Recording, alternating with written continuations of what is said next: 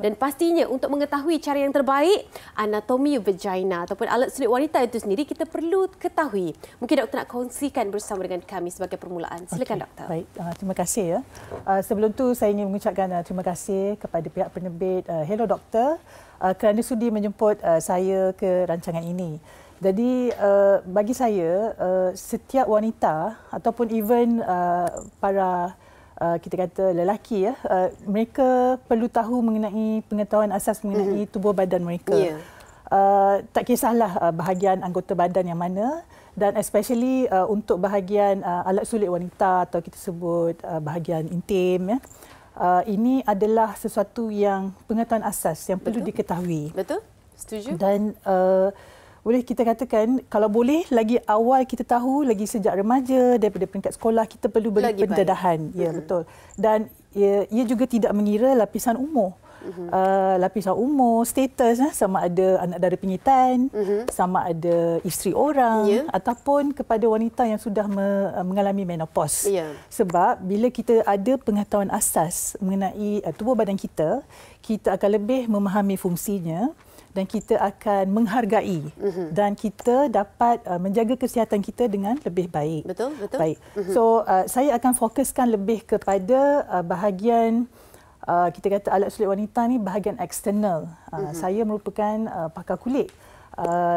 So kalau kita kata bahagian alat sulit wanita yang eksternal, saya boleh bahagikan kepada beberapa bahagian. Contohnya kita ada lapisan yang paling luar, iaitu lapisan kulit. Yang kita dia ada lapisan yang luar tu, kita namakan dia secara generally is vulva.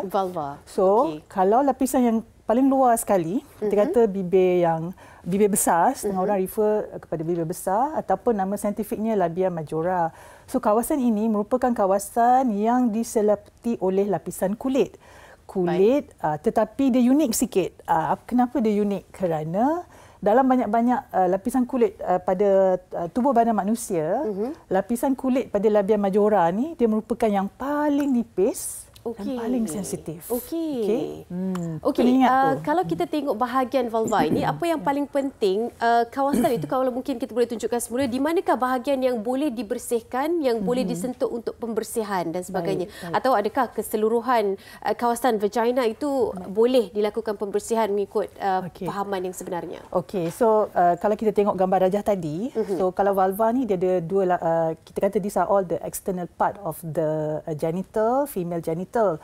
So lapisan kulit tu yang labia majora, dia perlu dibersihkan juga, especially bila ada kotoran lepas kita buang air.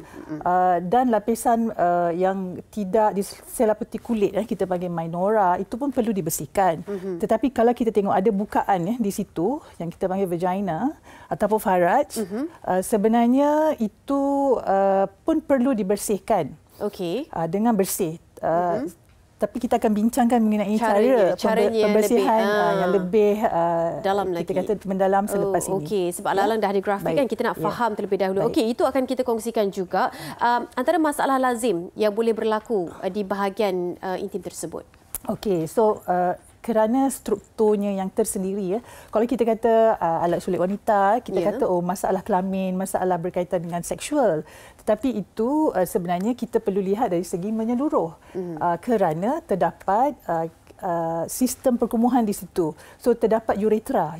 Uretra itu adalah saluran keluar bagi air kencing. So masalah yang kerap berlaku, masalah contohnya jangkitan kencing kotor, urinary tract infection. So pada masalah lapisan pada luar, kita boleh dikata dia kulit. So apa sahaja masalah kulit boleh juga berlaku pada kulit pada bahagian itu. Apa contohnya? Yang paling kerap berlaku adalah jangkitan kulat.